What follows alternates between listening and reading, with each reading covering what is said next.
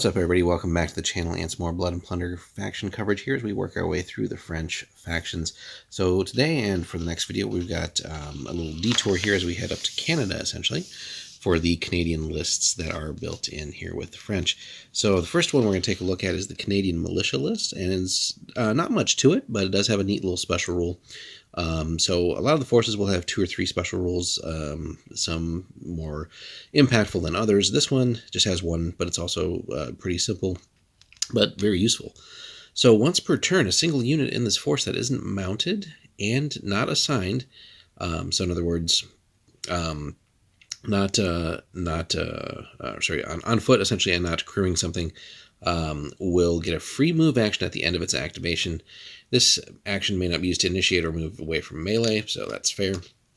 But really, pretty powerful. So, in a typical 6-turn game, really you're getting 6 extra activations. And if you think about that, that can help mitigate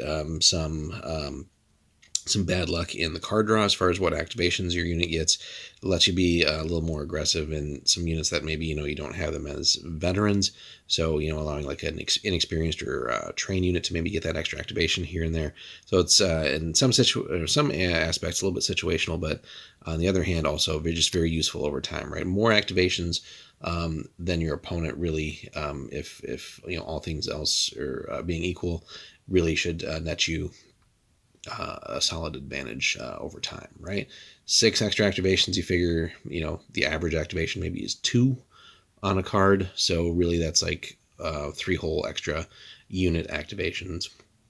Another way of looking at it. I mean, yes, it's just an extra move, but again, that helps you get into better positions, maybe get away from impending enemy charges, maybe get out of line of sight if, your unit's maybe a little bit more exposed than you would like, or is very likely to get fired up on. So there's just lots of different ways that we could use that. So I'm always a fan of more activations or more free stuff. So now the units, as you might expect, so we're taking really a detour here from all the Caribbean lists, and so a lot of these are then focused on things you would see in some of the other expansions out there, and again, more on the sort of North American frontier. So core units: Milice Canadienne or Miliciens, Coureurs de Bois, very great unit there. Infanterie and Warrior Musketeers, which is a Native American unit. So you get a nice sort of local flavor from your core units here.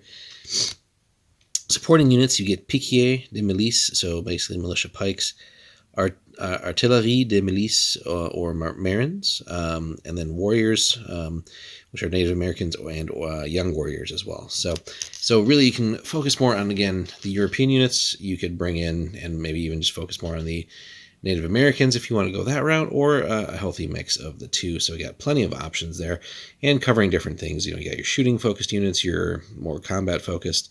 So a good solid list there.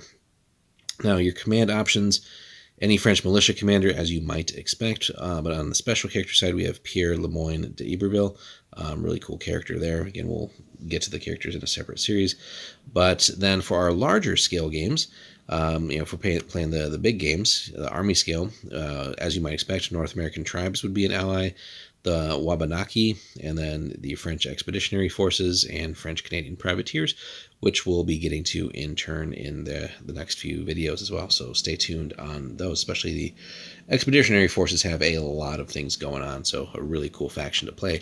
But as it stands, so similar to the other militia type factions that we've seen so far with the English and the Spanish, and also the French here, but really here just the local Canadian flavor.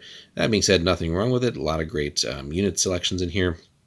And again, plenty of diversity between, again, shooting-focused units, close combat, bringing in some of the unique wrinkles to the game that the native units tend to bring, and then just a very solid and simple force special rule.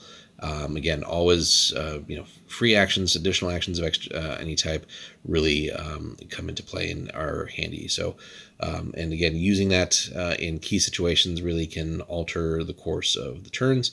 If you're that unit that's maybe just been overly exposed, saving them by getting into a better position or some better cover, just all kinds of situations, or getting your units into a better position as well, right? Doesn't have to always be a defensive approach in mind with that special rule. So yeah, so net free actions over the course of a game, always good stuff.